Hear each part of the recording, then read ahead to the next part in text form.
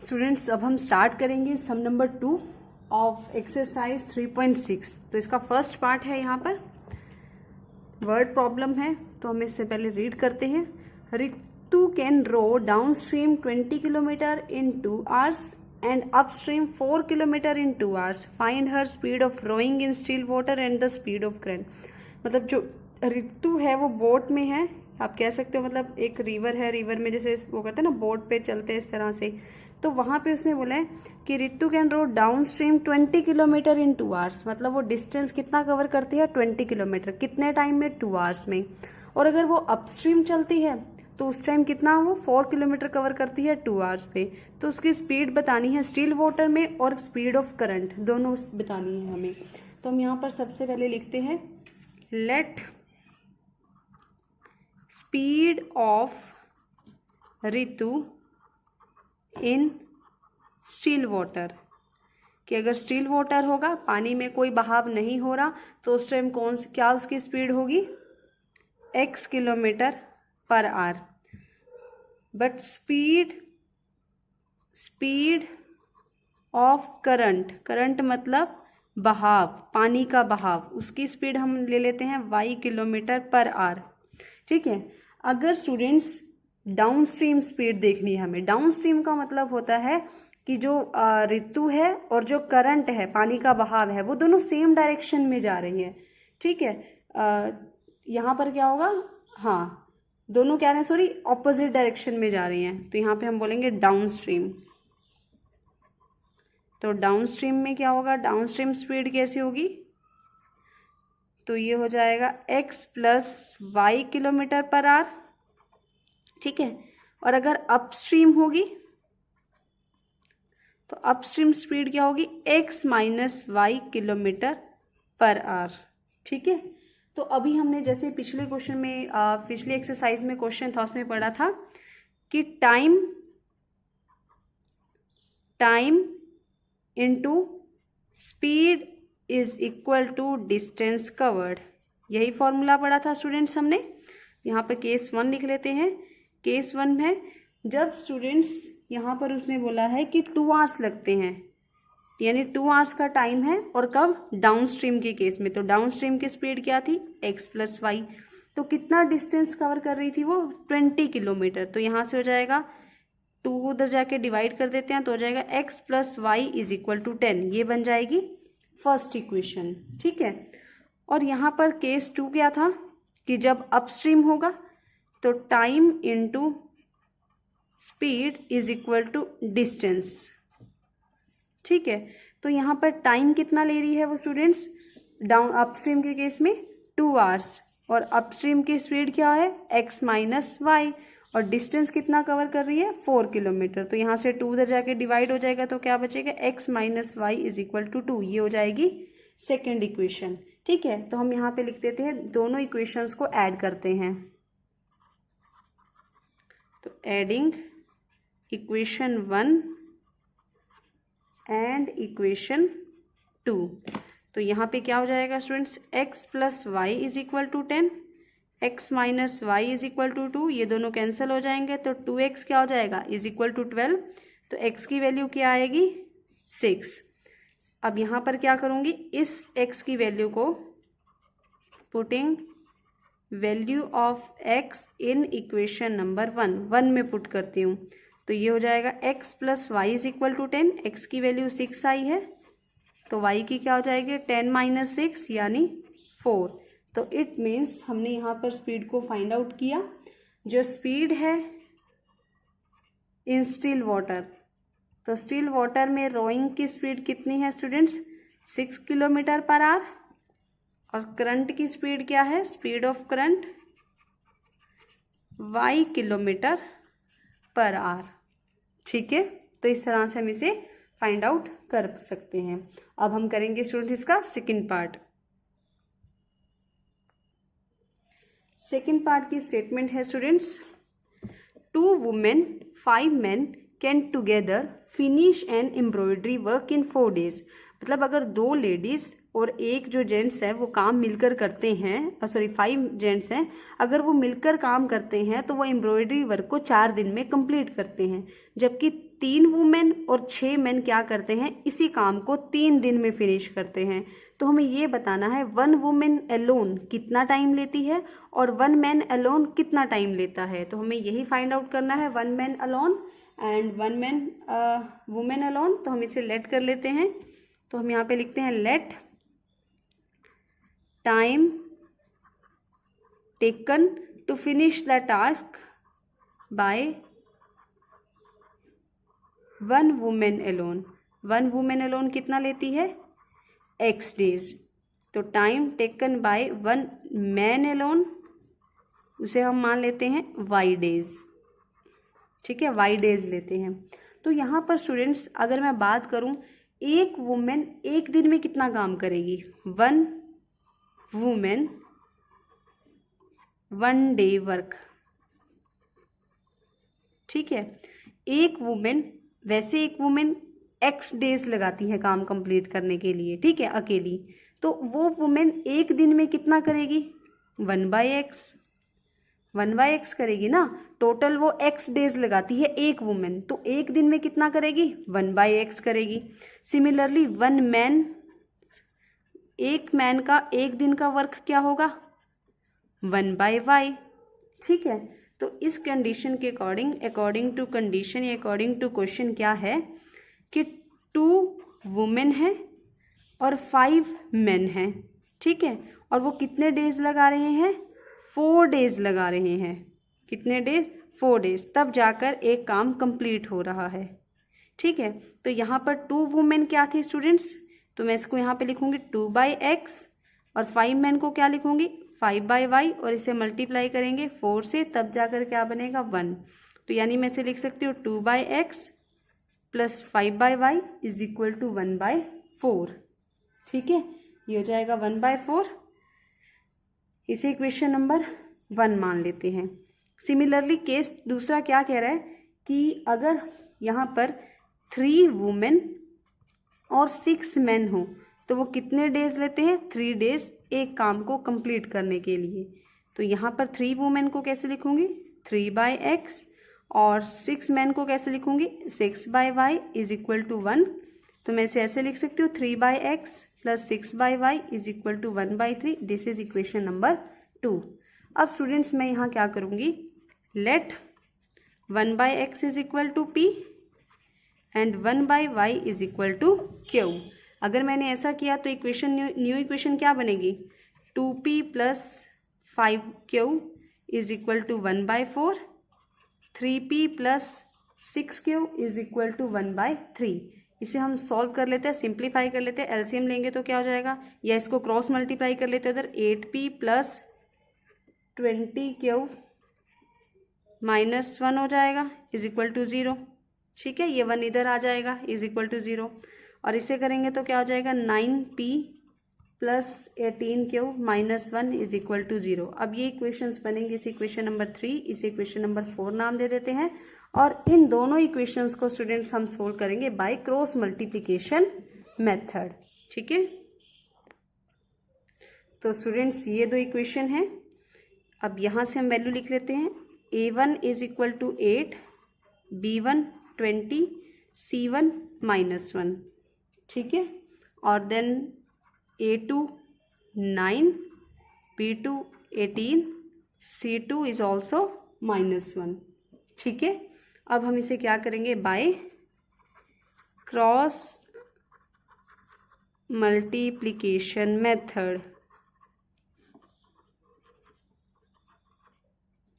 ठीक है, तो हम इसे ऐसे लिख सकते हैं, p बाय में b1 c2 minus b2 c1, q bye में c1 a2 minus c2 a1, 1 bye में a1 b2 minus a2 b1। ठीक है, तो ये हो जाएगा स्टूडेंट्स p बाय में b1 c2 यानी 20 इंटू -1, b2 c1 यानी 18 इंटू -1, क्यू बाय में क्या हो जाएगा students, -1 into 9 and C2 is -1 into 8. A1 B2 8 into 18 minus 9 into 20. अब इसे सॉल्व कर लेते हैं। तो -20 प्लस 18 माइनस 9 प्लस 8 144 माइनस 18 180। ठीक है, तो इसे सॉल्व करेंगे। P by -2 Q by -1 and 1 by -36। तो यहाँ से P और Q की वैल्यू फाइंड आउट कर लेते हैं। ये उधर जाकर न्यूमरेटर बन जाएगा। तो यहाँ से P की वैल्यू स्टूडेंट्स क्या आई 1 बाय 18। सिमिलरली Q की वैल्यू फाइंड आउट कर लेते हैं।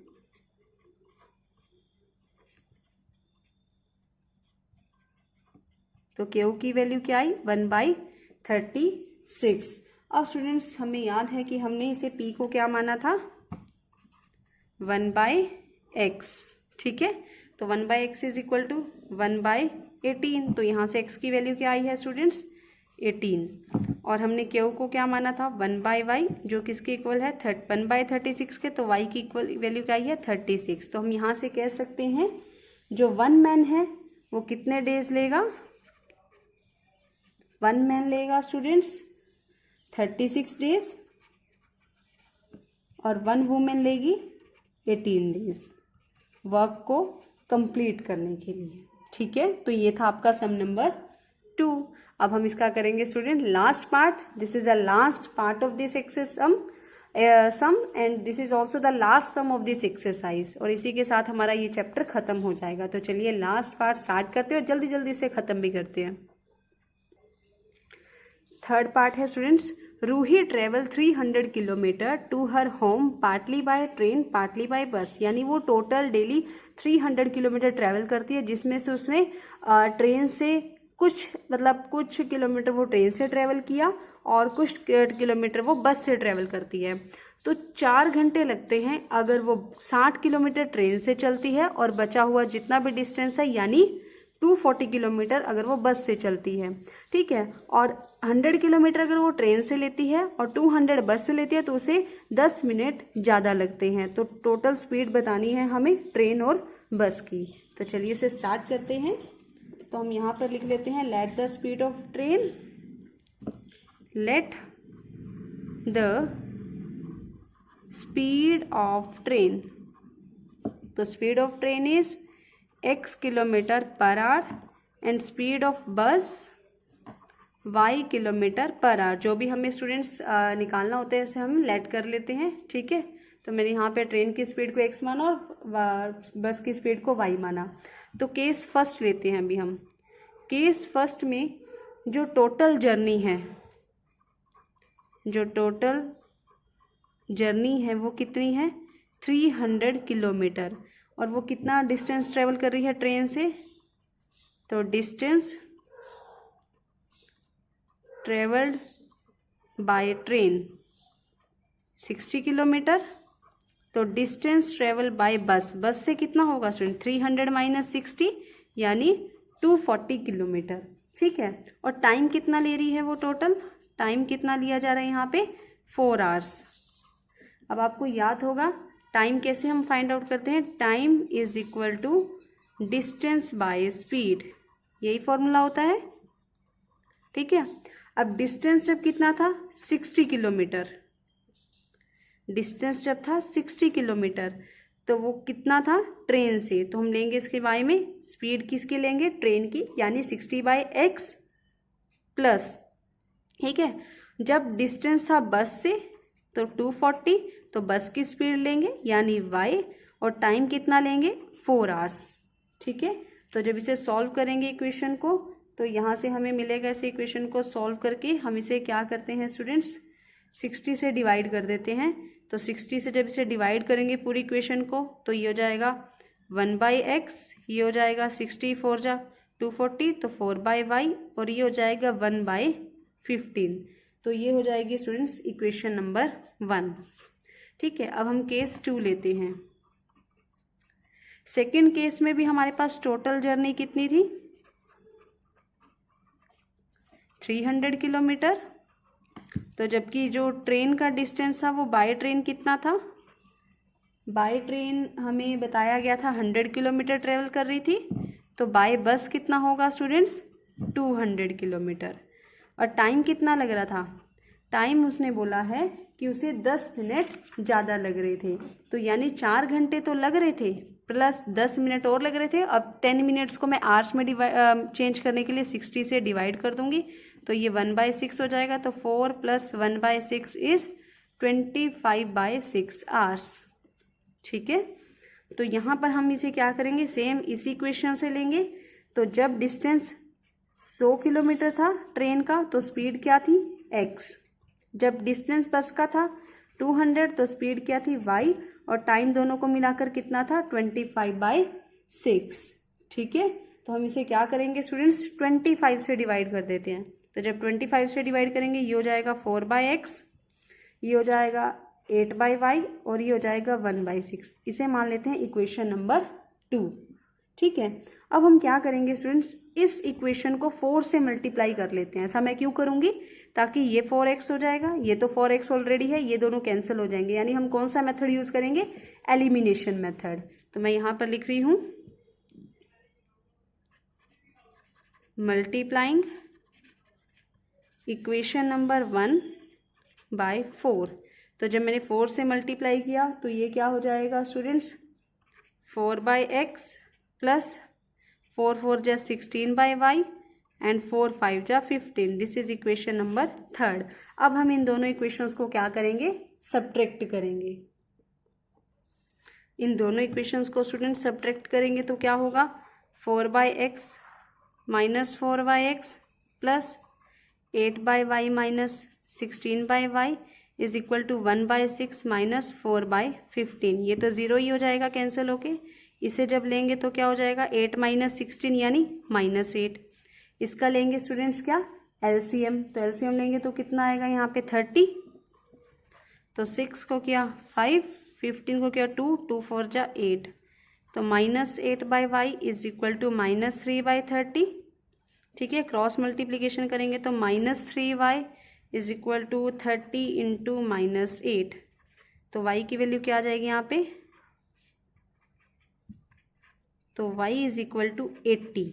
y की वैल्यू स्टूडेंट्स क्या है यहाँ पे 80। अब इसे हम किसी भी इक्वेशन में प्लेस कर देते हैं। तो मैं यहाँ पे लिखती हूँ putting y is equal to 80 in equation number 1।